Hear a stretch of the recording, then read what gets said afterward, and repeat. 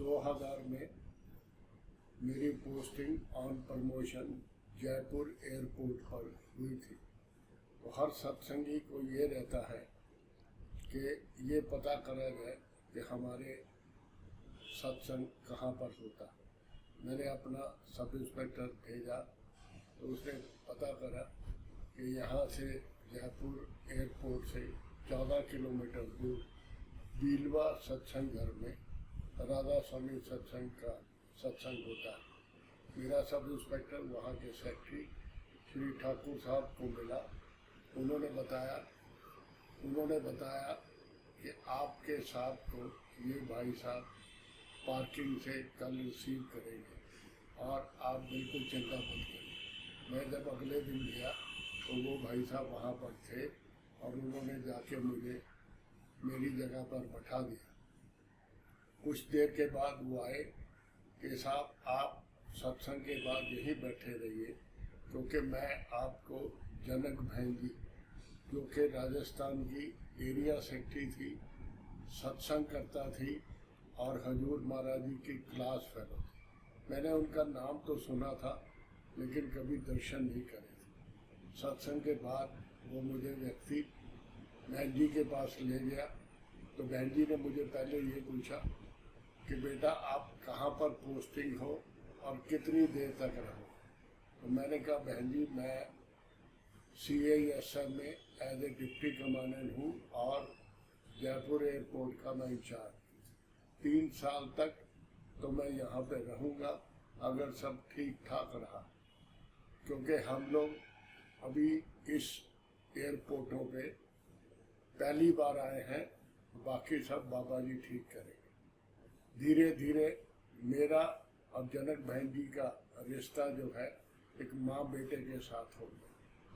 वो मुझे अपना बेटा मानती थी और मैं उनको माँ मानता था। हमारा आपस में बहुत प्यार था। तब बाबा जी 1 साल जयपुर और 1 साल अजमेर आते थे। तब बाबा जी ने अजमेर आना था। बहन जी ने मुझे बोला कि बाबा जी इस तारीख को जयपुर एयरपोर्ट पर उतरेंगे और यहाँ से बाई रोड अजमेर जाएंगे।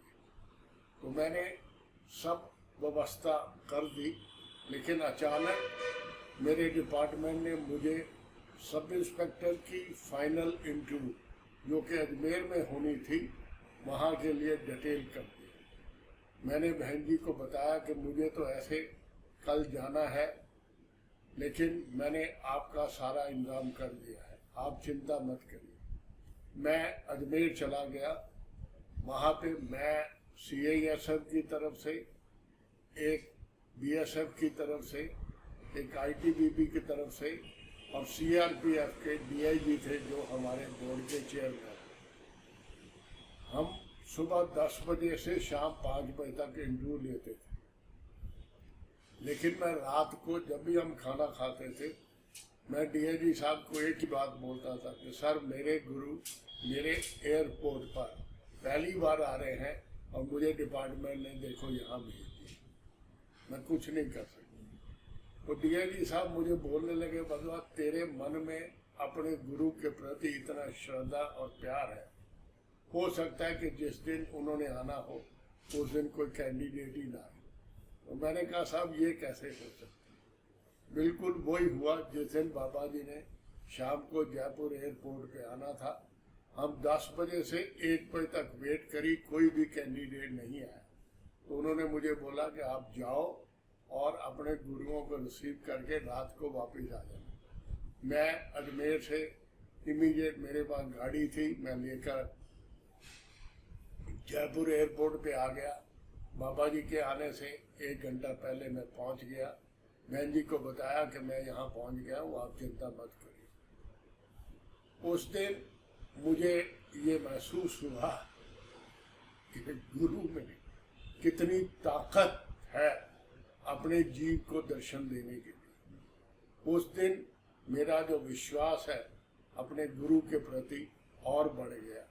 मैं इस तरह बाबा जी के काफ़ी नज़दीक आ गया और मुझे जयपुर में और भी कई बार ऐसे मौके आए कि जब बाबा जी आए और मैंने उनको रिसीव करा और फिर जब वो वापस गए मैंने उनको सी ऑफ करा। एक बार की बात है कि मेरी वाइफ मुझे हमेशा बोलती थी कि बाबा जी आते हैं, वो काफ़ी पीते हैं और आप उनको पूछते नहीं। एक बार बाबा जी जयपुर के सत्संग में आए हुए थे, जब वापस जा रहे थे तो फ्लाइट लेट हो गई, तो मैंने बहन जी को फ़ोन करा कि आप अभी मत आइए क्योंकि फ़्लाइट 1 घंटा डिले हो गई। यहाँ आने के बाद आधा घंटा और रुकेगी तो 1.5 घंटा यहाँ और लगेगा, आप बाबा जी को वहीं रोकिए।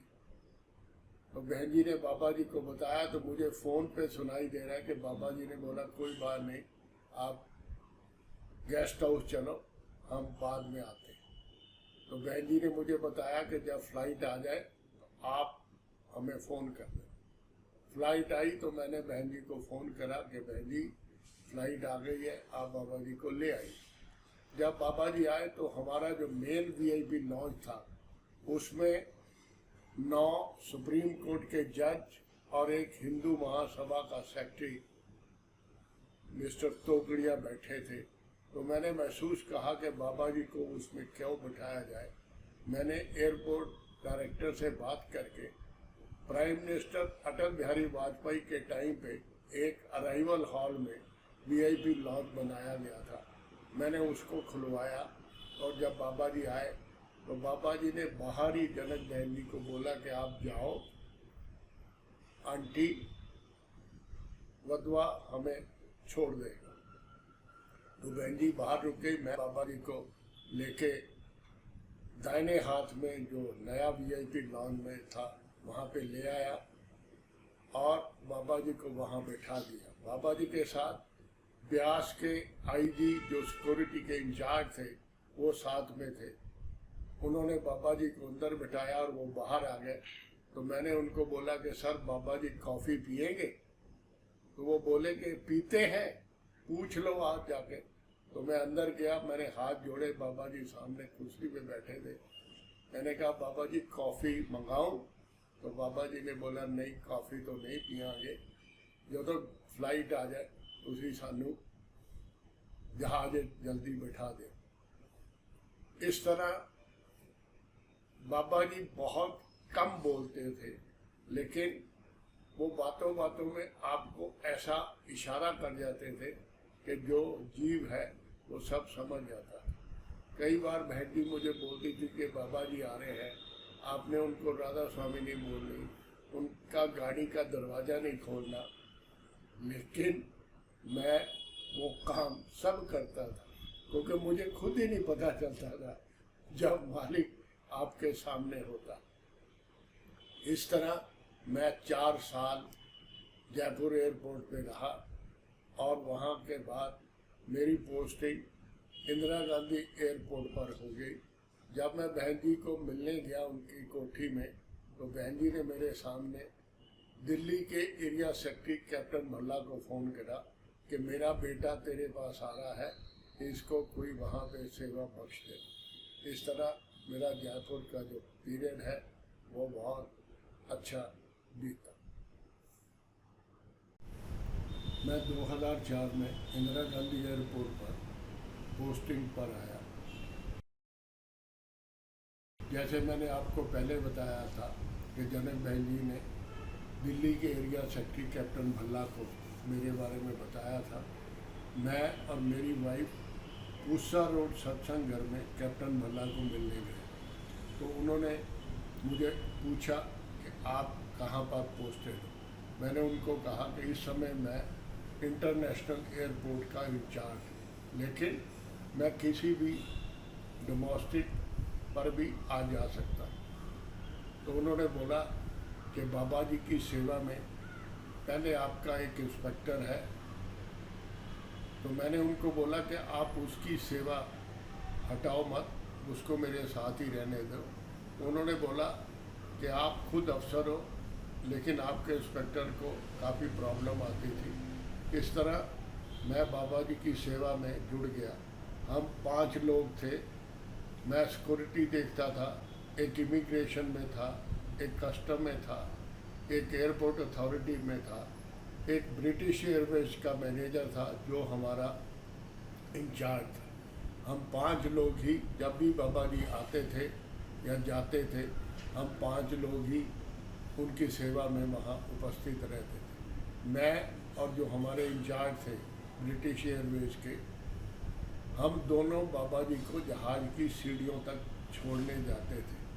कई बार ऐसा मौका आता था, मैं और विक्की भाई साहब आपस में बात करते थे कि बाबा जी हर बार जाते समय हमें राधा स्वामी बोलते हैं, आज हम उनको राधा स्वामी बोलेंगे। लेकिन मालिक सब जाना ही जान होता है, हमें कभी ऐसा मौका ही नहीं मिलता था। जिस दिन हम ये बात सोचते थे, बाबा जी उस दिन 10 कदम पहले ही पीछे मुड़ के बोलते थे, थैंक यू, आप लोग जाइए राधा स्वामी। मालिक हमें मौका ही नहीं देता। लेकिन कई बार इंदिरा गांधी एयरपोर्ट पर ऐसे नज़ारे देखने को मिलते थे। एक बार बाबा जी अहमदाबाद से दिल्ली आ रहे थे, तो भल्ला साहब उनको रिसीव करने आते थे, हम उनका पास बना के रखते थे। उसी फ्लाइट में जो बंगलौर में श्री श्री रवि जी हैं, वो भी उसी फ्लाइट में थे। उनको भी रिसीव करने वाले कुछ लोग वहाँ में खड़े थे, लेकिन उनके हाथ में, सब के हाथ में गुलाब के फूल, माला थी। तो भल्ला साहब मुझे बोलने लगे, वधवा जी ये माला कहीं हमारे गुरु के गले में कोई ना डाल दे, आप ख्याल रखिए। मैंने कहा अच्छी बात है। जब बाबा जी आए तो बाबा जी भल्ला साहब को बात कर रहे थे और बाबा जी के बिल्कुल पीछे श्री श्री रवि जी भी थे। जब बाबा जी पीछे मुड़े तो रवि जी ने कहा कि आप तो ब्यास के मालिक हो। तो बाबा जी हाथ जोड़कर सिर झुका के नीचे हो गए। रवि जी ने, वो जो उनको लोग रिसीव करने आए थे, उनके पास गए और एक गुलाब की माला लेकर वो बाबा जी के गले में डाल दी। हम सब बड़े हैरान हुए, लेकिन इंसान कुछ नहीं कर सकता, क्योंकि बाबा जी और रवि जी दोनों ही उच्च कोटि के गुरु थे। अब गुरु की क्या जाने, वो हम लोग इंसान नहीं कर सकते। इस तरह बाबा जी कई बार जब फॉरेन से आते थे, हम लोग VIP लॉज खुलवाते थे, लेकिन बाबा जी उसके अंदर नहीं बैठते थे। वो बोलते थे कि नहीं, चलो बेल्ट पर, आपको क्या पता मेरा अटैची कौन सा है। बाबा जी खुद अपना अटैची उठाकर ट्राली पे रखते थे। बड़ी मुश्किल हम हाथ जोड़ के उनसे ट्राली लेते थे। सतगुरु अपना काम खुद करते थे, और ये हमारी खुशकिस्मती है कि महीने में 25-30 बार बाबा जी ने जाना और 25-30 बार आना, और उनके दर्शन होते थे। लेकिन मैं अपनी वाइफ को भी बाबा जी के आने और चले जाने के बाद घर में आकर बताता था, क्योंकि मुझे ऐसा हुक्म था कि आपने किसी के साथ भी बाबा जी के प्रोग्राम का डिस्कस नहीं करना। इस तरह मैं 1.5 साल वहाँ पर रहा, और बहुत सुनहरा मौका रहा मेरा। ये सब बाबा जी की ही कृपा है।